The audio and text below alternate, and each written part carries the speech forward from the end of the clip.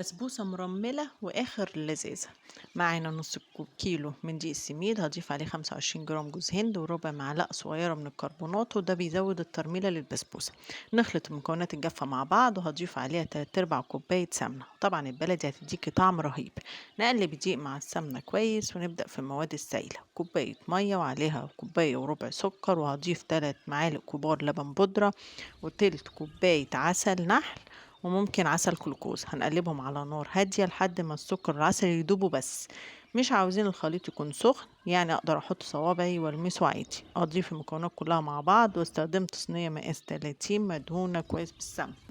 تدخل التلاجة ربع ساعة، وبعد كده هقطعها بالحجم اللي انا عاوزاه. تدخل فرن حرارة 180 لحد ما تاخد لون دهبي من تحت وفوق. اول ما تطلع من الفرن تتسقي بشربات سخن وهي سخنة، ودوقي احلى بسبوسة مرملة بألف هنا وشفا.